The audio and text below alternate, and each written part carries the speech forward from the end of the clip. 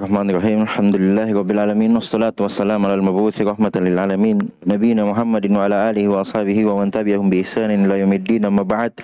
Alhamdulillah, kembali kita lanjutkan pelajaran kita dalam ilmu fikih dasar dengan membaca buku Durar al-Bahiyah fil Masail al-Fiqhiyah yang ditulis oleh Syekh Muhammad bin Ali bin Muhammad yang masyhur dengan Al-Imam Syaukani, seorang ulama dari negeri Yaman rahimahullahu ta'ala.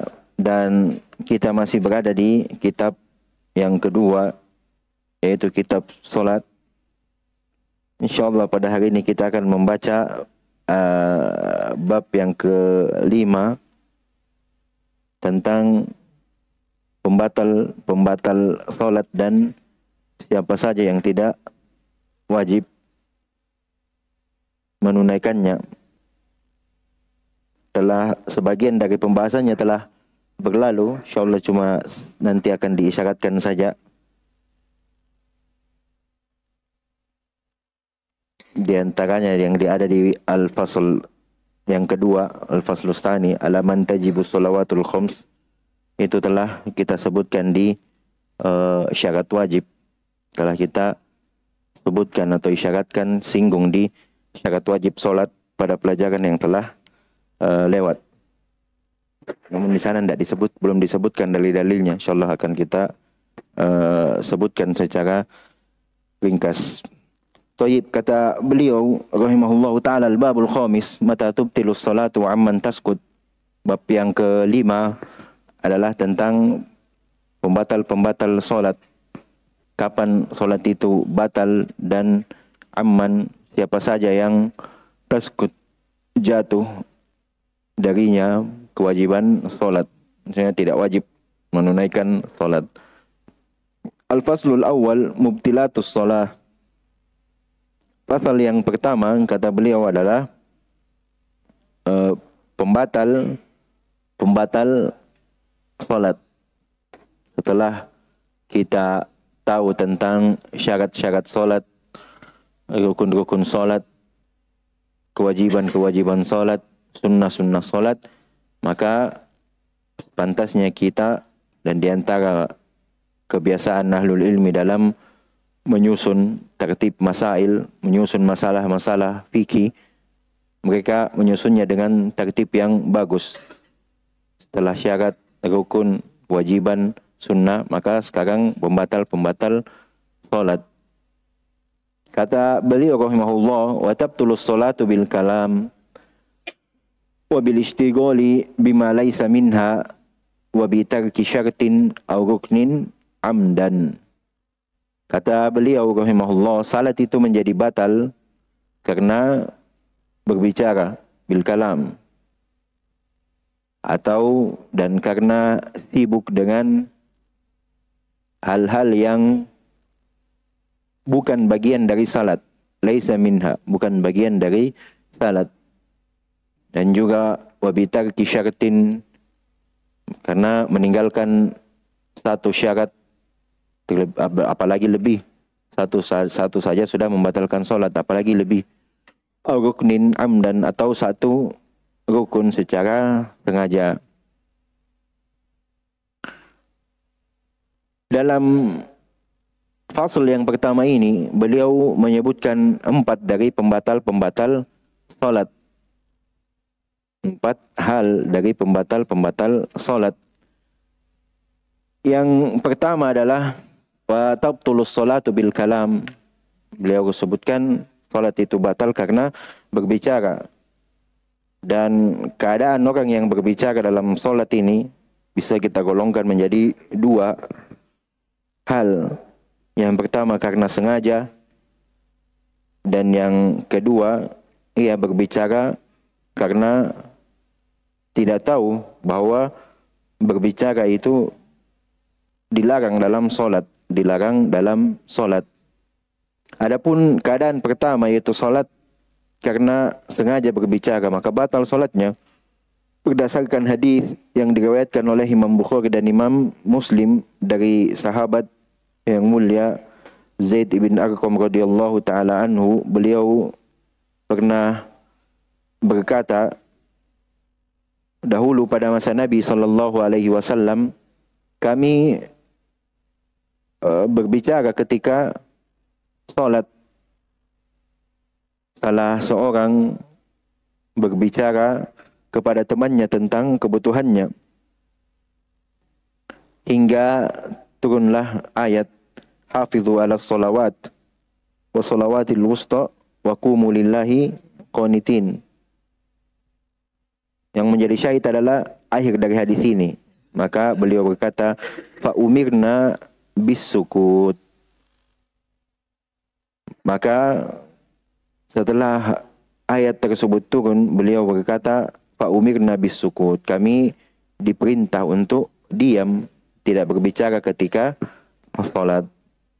Sangat jelas sisi pendalian dari hadis ini bahwa setelah kejadian tersebut, setelah sahabat berbicara dalam keadaan ia salat, maka turun ayat yang melarang hal tersebut.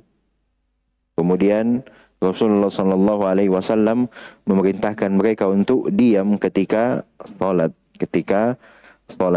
Juga di sana ada hadis yang diriwayatkan pula oleh Imam Bukhari dan Imam Muslim dari sahabat Abdullah bin Mas'ud radhiyallahu taala anhu. Beliau berkata, kunna nusallimu ala nabi sallallahu alaihi wasallam wa huwa fi shalah fa yaruddu alaina. Kata Abdullah bin Mas'ud radhiyallahu taala anhu, dahulu kami memberi salam kepada Nabi sallallahu alaihi wasallam dalam keadaan beliau sedang salat, dan beliau menjawab salam kami dalam keadaan salat. Selanjutnya, falamma raja'na min indin Najashi sallamna alaihi falam yarudda alaina.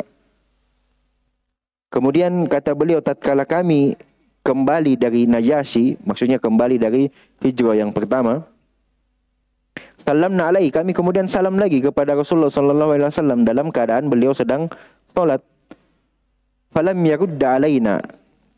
Kemudian kata beliau, kan tetapi pada saat itu beliau tidak membalas salam kami sebagaimana dahulu. Setelah beliau salat, beliau kemudian bersabda, inna fis sholati syugla, atau dalam riwayat yang lain, inna fis sholati la syugla. Sungguhnya dalam salat itu ada banyak kesibukan. Maklum di tengah-tengah kita ada bacaan-bacaan, ada gerakan-gerakan, maka tidak pantas padanya kita berbicara. Ini keadaan yang pertama, seorang berbicara dengan sengaja, maka solatnya batal. Keadaan yang kedua adalah orang yang berbicara tapi dia tidak tahu bahwasanya itu dilarang, hal tersebut dilarang ketika solat, maka ini tidak membatalkan solatnya dan tidak diperintah untuk mengulangi. Berdasarkan hadis yang diriwayatkan oleh Imam Muslim dari sahabat Muawiyah bin Al-Hakam As-Sulami radhiyallahu taala anhu, dalam hadis yang cukup panjang yang sering juga kita dengarkan, ada yang bersin dalam solat kemudian ia mengucapkan alhamdulillah dan tidak dijawab, ataukah dia ada yang berkata yarhamukallah namun tidak ditimpali lagi, maka para sahabat yang lain memandang orang tersebut yang berkata yarhamukallah dengan tajam. Kemudian siapa tadi, Abul Hakam Muawiyah bin Al-Hakam As-Sulami berkata, mengapa mereka memandangiku begini? Kemudian para sahabat mulai menepuk paha mereka, maksudnya memberi isyarat untuk diam. Maka ketika Muawiyah menyadari hal tersebut bahwa ia disuruh diam, maka Muawiyah pun diam. Dan setelah Rasulullah sallallahu alaihi wasallam setelah salat ditegakkan pada waktu itu, beliau menasihati Muawiyah, yang dimana kata Muawiyah beliau tidak pernah melihat ma ra'aitu mualliman qablahu wala ba'dahu ahsana ta'liman minhu. Beliau tidak pernah melihat seorang yang pendidik sebelum bahkan setelah Rasulullah sallallahu alaihi wasallam yang lebih baik pengajarannya daripada beliau. Beliau tidak memarahi Muawiyah, beliau tidak memukul, beliau tidak mencaci. Bahanya beliau bersabda, "Inna hadhihi shalah la yasluhu fiha syai'un min kalamin nas. Innama huwa tasbih wa takbir wa qiraatul Qur'an al-hadith." Sungguhnya salat ini tidak pantas di dalamnya ada perkataan manusia. Sesungguhnya salat itu hanyalah tasbih, takbir dan bacaan Al-Quran. Namun dalam hadis ini tidak diperintahkan untuk mengulangi salatnya, tidak diperintahkan untuk mengulangi salatnya karena memang Muawiyah radhiyallahu taala anhu Ibn al-Hakam pada waktu itu tidak mengetahui bahwasanya hal tersebut dilarang. Hal tersebut dilarang. Rasulullah hanya memberikan ilmu padanya bahwasanya salat itu tasbih, takbir dan bacaan Quran. Karena beliau tidak diperintah untuk mengulangi salatnya, maka kita hukumi bahwa orang yang tidak mengetahui bahwasanya berbicara itu dilarang dalam salat, maka salatnya tidak batal. Wallahu taala alam. Kemudian yang kedua kata beliau, wabil istighali bima laisa minha. Salat itu batal karena sibuk dengan hal-hal yang bukan bagian dari salat. Kesibukan yang dimaksud di sini adalah adanya atau terjadi gerakan-gerakan yang mengeluarkan seseorang dari keadaan orang yang sedang melaksanakan salat. Kalau orang lain lihat, hendak salat ini, itu batal. Mungkin karena dia melakukan gerakan-gerakan tertentu yang mengeluarkan dari keadaannya sebagai orang yang salat. Berdasarkan keumuman hadis yang telah kita sebutkan tadi dalam riwayat Imam Bukhari dan Muslim dari Abdullah bin Mas'ud radhiyallahu taala anhu, Rasulullah sallallahu alaihi wasallam bersabda, "Inna fis salati la syughla." Sesungguhnya dalam salat itu ada banyak kesibukan, maka tidak pantas hal-hal yang di luar dari salat itu kita lakukan dalam keadaan kita sedang salat. Sebagaimana yang telah berlalu sama kita bahwa salat itu penuh dengan tata cara yang telah diajarkan oleh Rasulullah sallallahu alaihi wasallam kepada umatnya. Oleh karenanya tidak pantas ada hal-hal yang menyibukkan lagi selain dari apa yang telah menjadi syarat sah salat, rukun salat, kewajiban dan sunnah dalam salat. Adapun gerakan yang sedikit yang hal itu memang diperlukan, maka hal ini tidak membatalkan salat. Misalkan ada gangguan gatal atau apa segala macam, dan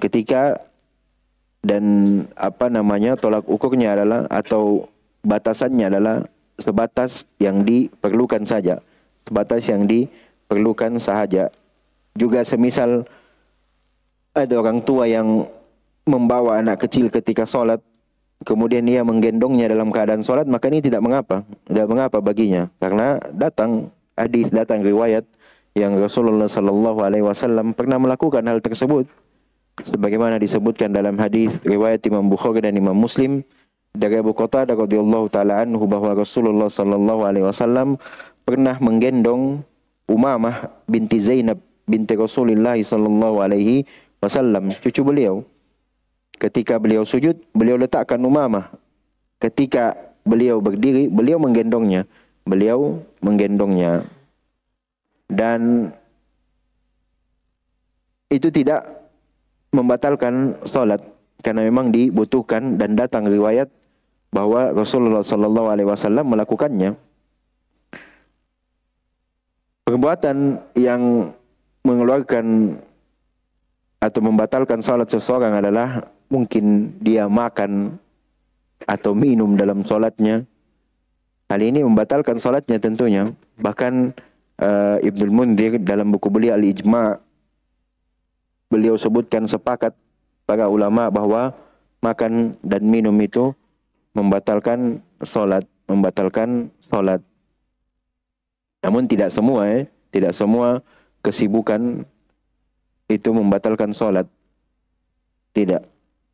Yang menjadi tolak ukurnya adalah apabila ia telah keluar dari keadaan orang yang sholat. Misalkan makan dan minum, itu bukan lagi orang yang sholat. Atau mungkin ia bawa jahitan atau sulaman, atau mungkin dia berlari. Misalkan sholat gempa, ia berlari keluar, kemudian ia lanjut sholatnya, tidak bisa, itu sudah batal sholatnya di situ. Dia harus mengulang lagi dari awal. Wallahu taala a'lam. Banyak kesibukan-kesibukan yang tidak termasuk pembatal sholat yang datang dalam beberapa riwayat-riwayat. Di antaranya ada yang membunuh kalajengking misalkan ketika lewat di hadapan kita, maka boleh menginjaknya, menginjaknya. Kemudian kata beliau, wabitarki syartin, itu meninggalkan salah satu dari syarat-syarat sholat. Telah kita sebutkan sebelumnya bahwa syarat sholat adalah penentu sah diterima atau tidaknya sholat seseorang dan ia berada di luar dari rangkaian sholat. Jadi jika satu saja dari syarat sah sholat yang tidak terpenuhi, maka akan batal atau tidak sah salat seseorang. Akan batal atau tidak sah ketika satu syarat tidak terpenuhi.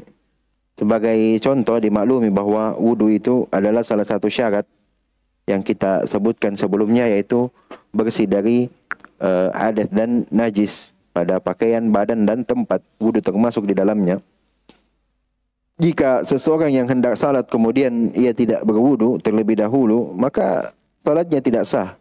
Salatnya tidak sah dan salatnya batal. Atau mungkin dia langsung masuk salat lalu ingat dia belum berwudu, batal salatnya, tidak sah salatnya. Dia harus keluar dari salat itu kemudian berwudu, mendatangkan syarat-syarat sah salat yang lain, kemudian dia kembali ke dalam salatnya, Ini dimaklumi bahwasanya meninggalkan rukun itu adalah pembatal salat atau yang menjadikan hal yang menjadikan salat itu tidak sah, Inilah pentingnya kenapa kemarin kami menyebutkan bahwasanya syarat salat, definisi dari syarat salat, definisi dari rukun salat, definisi dari kewajiban salat, karena ia jadi penentu. Jadi kalau tidak ada dia, maka otomatis sah atau batal salatnya. Yang keempat, kata beliau, meninggalkan salah satu dari rukun-rukun salat secara sengaja. Juga sebagaimana yang telah berlalu bahwa rukun salat sama penentu sah atau tidaknya salat seseorang dan ia merupakan bagian dari rangkaian salat. Perbedaannya dengan syarat adalah ia tidak bagian dari rangkaian salat atau di luar dari kegiatan salat. Sebagai contoh, apabila seseorang tidak rukuk misalkan atau tidak sujud dalam salatnya dan ia sengaja melakukan hal tersebut, maka batal salatnya. Karena ia adalah rukun.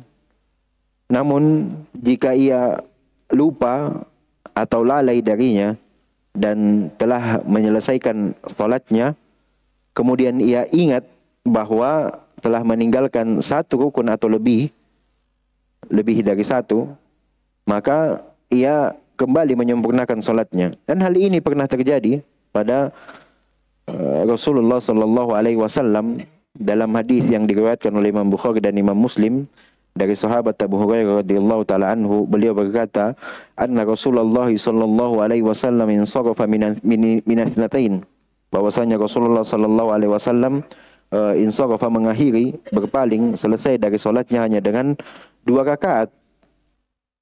Dalam riwayat lain disebutkan bahwa salat ini adalah salat zuhur.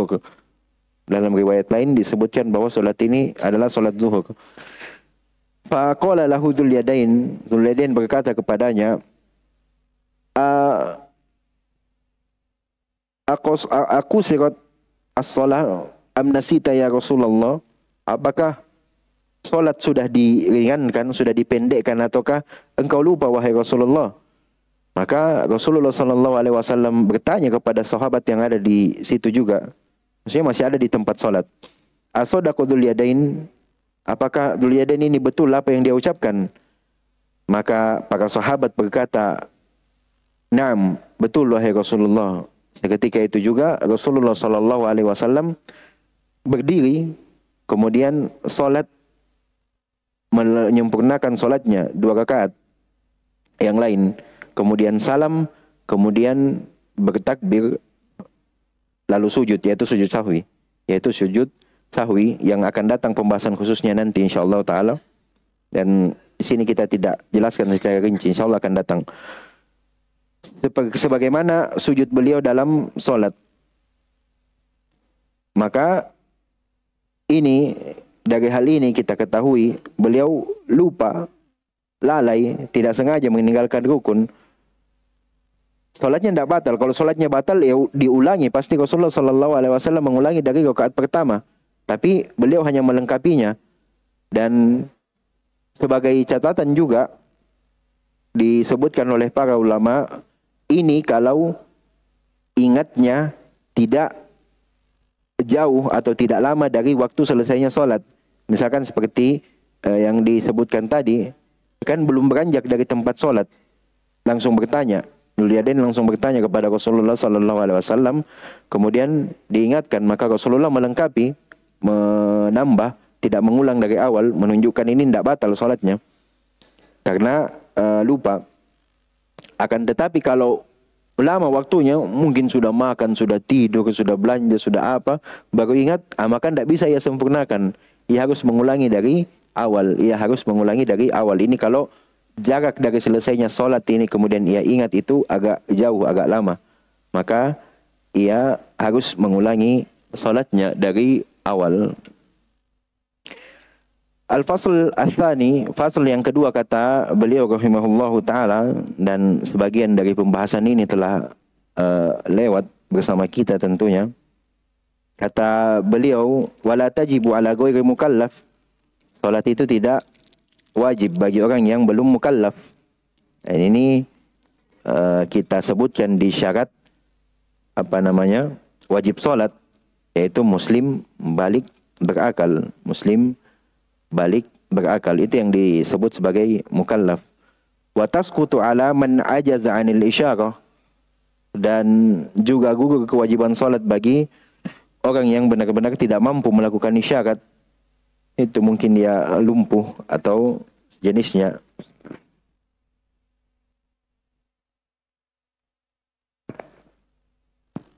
Au agmi alaihi hatta kharaja waqtuha, atau pingsan, tidak sadarkan diri hingga keluar waktunya.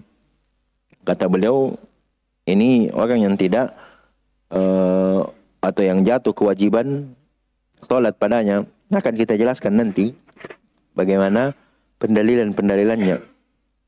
Wa yusallil maridi qa'iman thumma qa'idan thumma ala jamb. Kemudian orang yang salat itu berarti keadaan orang yang sakit, bagaimana salatnya? Ia, kata beliau rahimahullah, salat sesuai dengan kemampuannya. Jika mampu ia berdiri, maka salat sambil berdiri. Jika tidak, maka duduk. Jika juga tidak mampu, maka ia sambil berbaring.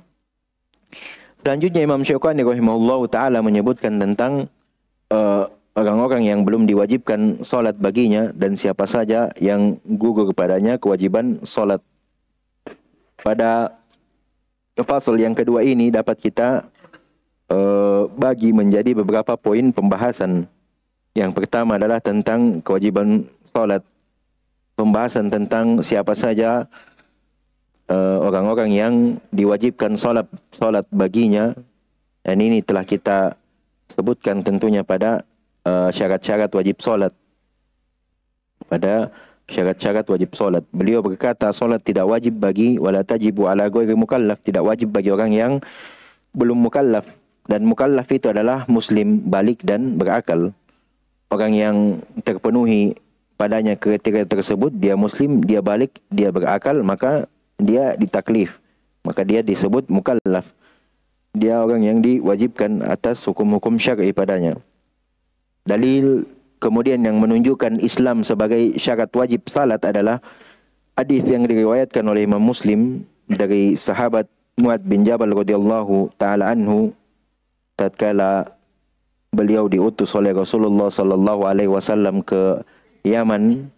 Kata Rasulullah sallallahu alaihi wasallam, "Innaka ta'ti qauman min ahlil kitab, fad'uhum ila syahadati an la ilaha illallah wa anni rasulullah. Fa inhum ata'u lidzalika fa'limhum anna Allah iftarada 'alaihim khamsa salawatin fi kulli yawmin wa lailah." Al-hadis. Kata Mu'adz bin Jabal radhiyallahu taala anhu, Rasulullah sallallahu alaihi wasallam mengutusku ke suatu kaum dari ahli kitab. Kemudian kata Rasulullah sallallahu alaihi wasallam, ajak mereka, seru mereka kepada syahadat alla ilaha illallah wa anna rasulullah, syahadatain, bahwasanya tidak ada sembahan yang berhak disembah selain kepada Allah Subhanahu wa taala dan bahwa saya adalah rasulnya. Fa inhum ata'u lidzalik, apabila mereka telah taat melakukan hal tersebut, fa'limhum annallaha iftaradu alaihim khamsa salawatin fi kulli yawmin wa lailah, maka ajarkan mereka bahwa mereka diwajibkan untuk salat 5 waktu di siang dan malamnya. Yang menjadi pendalilannya adalah tidaklah diberitahukan kepada mereka tentang kewajiban salat sebelum bersyahadat terlebih dahulu. Yang dengan syahadatnya tersebut mereka telah menjadi bagian atau telah masuk dari Islam,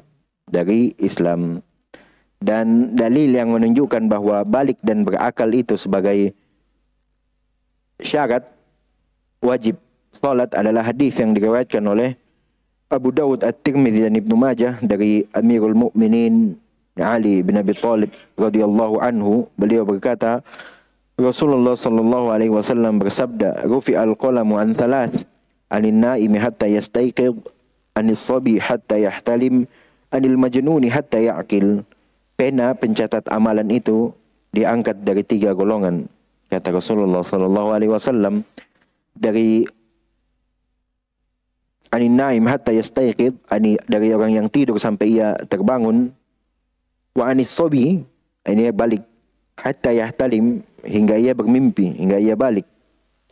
Wa anil majnuni hatta ya'qil, dan dari orang gila hingga ia berakal.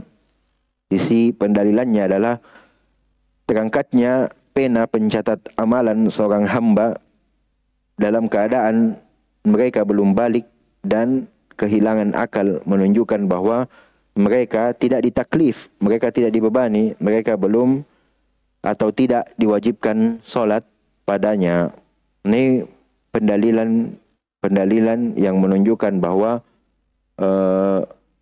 Islam balik dan berakal merupakan syarat wajibnya seseorang. Dan kata beliau rahimahullah, bagi orang yang keluar dari kriteria ini, maka la tajib ala ghairi mukallaf, tidak wajib bagi mereka karena mereka bukan mukallaf, Di syarat wajib sebelumnya kita hanya isyaratkan, tidak menyebutkan pendalilannya. Memang sangat diakhirkan karena akan dibahas di sini.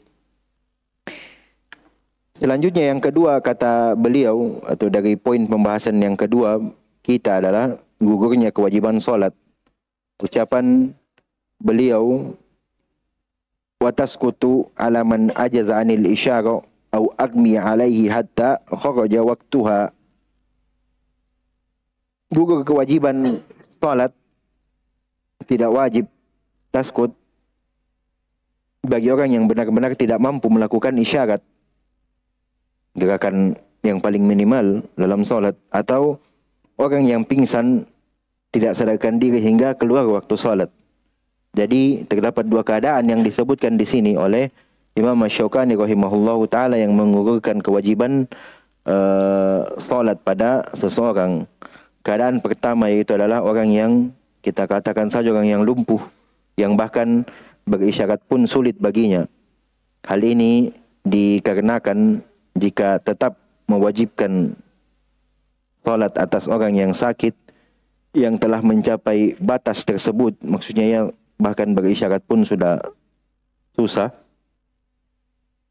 ini termasuk hal yang dibebankan kepada seseorang padahal yang dia tidak mampu lakukan. Dan telah kita ketahui bersama bahwa Allah Subhanahu wa taala tidak membebani seorang pun di luar dari kemampuannya. Akan tetapi ini adalah pendapat dari Imam Syaukani rahimahullahu taala, pendapat dari sebagian ulama yang dikuatkan oleh beliau. Adapun pendapat lain mengatakan bahwa salat itu terdiri dari gerakan, perbuatan-perbuatan dan ucapan-ucapan. Dan ucapan mulai dari takbir dan doa-doa segala macam. Maka apabila seseorang itu terhalangi dari melakukan gerakan sebagaimana yang disebutkan di sini, man ajaza anil isyarah, dia bahkan sulit untuk berisyarat,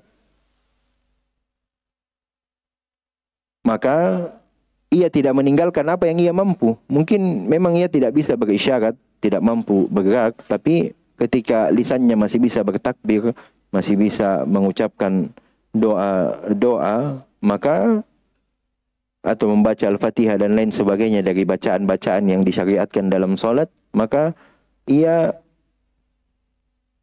fattaqullaha mastata'tum. Ia melakukan sesuai dengan kemampuan mereka. Ia melakukan sesuai dengan kemampuan mereka. Kalaupun, bahkan sebagian ulama mengatakan, kalaupun tidak mampu berucap dengan lisannya, badan semuanya lumpuh, lisan tidak mampu, maka ketika ia masih dalam batas kesadaran, ia mampu untuk berniat, maka ia berniat dalam hatinya. Ia berniat dalam hatinya selama ia masih memiliki kesadaran akan hal tersebut. Wallahu ta'ala a'lam. Namun ini pendapat Imam Syaukani rahimahullahu ta'ala yang mengatakan gugur kewajiban atau jatuh kewajiban bagi orang yang tidak mampu lagi berisyarat. Mungkin kita terjemahkan sebagai lumpuh ya, lumpuh total, tidak mampu berisyarat. Itu keadaan yang pertama. Keadaan yang kedua, kata beliau, au agmi alaihi hatta kharaja waktuha, atau ia pingsan hingga ia sadar pada saat waktu salat itu telah lewat, telah keluar. Pendapat ini dibangun di atas pemahaman bahwa pada saat itu ia terangkat pena, iya kan? Karena tidak sadar. Rufi al-qalam an thalath anin naim hatta yastayqid. Ia mungkin dimasukkan dalam golongan ini. Akan tetapi di sana sudah kita sebutkan hadis yang diriwayatkan oleh Imam Bukhari dan Imam Muslim, dan lafadznya milik Imam Muslim, dari sahabat Anas ibn Malik radhiyallahu taala anhu berkata, Rasulullah sallallahu alaihi wasallam bersabda, "Man nasiya salatan aw nama anha fakaffaratuha ayyusalliha idza dzakaraha." Barang siapa yang lupa mengerjakan salat atau tertidur darinya. Ini bisa kita masukkan hukum orang yang pingsan tidak sadar. Maka penebusnya adalah ia mengerjakan salat ketika ia mengingatnya, sekalipun telah keluar waktunya. Orang yang pingsan dihukumi seperti orang yang sedang tertidur. Maka yang benarnya Allah Ta'ala alam adalah orang yang pingsan tetap diwajibkan salat padanya walaupun waktunya telah keluar ketika ia sadar. Wallahu alam. Namun itu adalah pendapat Imam Asy-Syaukani dan itu yang beliau kuatkan. Yang ketiga adalah salat bagi orang sakit. Dan ini keadaan yang terakhirnya. Ucapan beliau rahimahullah, wa yusallil maridu qa'iman thumma qa'idan thumma ala jamb. Dan ketika kita lihat dari semua ini adalah kesimpulan yang paling baiknya betapa besarnya perkara salat ini. Karena dalam keadaan apapun ia tetap dijaga. Seperti tadi, kalaupun tertidur atau lupa, tetap harus ditegakkan. Walaupun keluar waktunya, tetap harus ia tegakkan untuk menggantinya, untuk menebus akan keluputan atau kealpaan, kelalaian dari solatnya. Yang menunjukkan perkara solat adalah perkara yang agung, perkara yang sangat penting di kaum muslimin. Kemudian kata beliau tentang solat bagi orang yang sakit, ia solat berdiri, kalau tidak mampu ya duduk, kalau tidak mampu ya berbaring. Dari sini diketahui bahwa orang yang sakit tidak jatuh kewajiban atau tidak gugur kewajiban solat baginya. Akan tetapi ia tetap mengerjakannya sesuai dengan kemampuan. Jika tidak mampu berdiri maka duduk, jika tidak mampu duduk maka berbaring,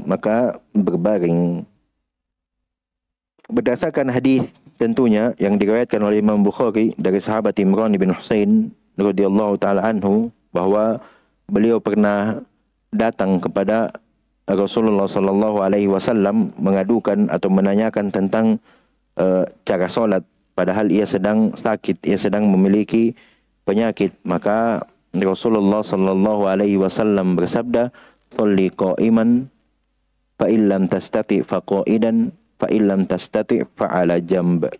Salatlah dengan berdiri, jika engkau tidak mampu maka salatlah dengan duduk, dan jika engkau tidak mampu maka dengan berbaring, 'ala jamb, berbaring di atas sisi tubuh. Boleh juga berbaring terlentang. Ini keadaan bagi orang sakit. Sudah kita sebutkan juga tadi bahwa hal-hal ini semua menunjukkan akan penting, besar, agung dan mulianya perkara salat di sisi kaum muslimin, tentu di sisi Allah Subhanahu wa taala juga. Dan juga bagaimana tidak kita ketahui hadis-hadis yang menyebutkan tentang rukun-rukun Islam, bahwa salat berada atau terletak setelah syahadatain. Juga telah kita sebutkan tadi hadis Muadz bin Jabal tatkala diutus oleh Rasulullah sallallahu alaihi wasallam, setelah mereka atau setelah Muadz atau hal yang pertama yang harus diajarkan oleh ahli kitab adalah syahadat la ilaha illallah. Kemudian setelah mereka menerima hal tersebut, maka mereka diajarkan akan kewajiban salat 5 waktu.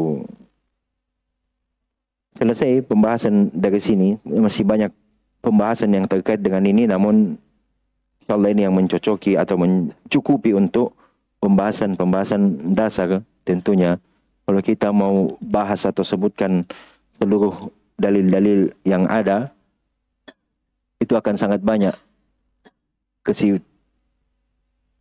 Kesibukan dalam solat saja yang bukan dari bagian solat, kami pernah baca ada sekitar 8 dalil yang tidak termasuk dari kesibukan hal tersebut.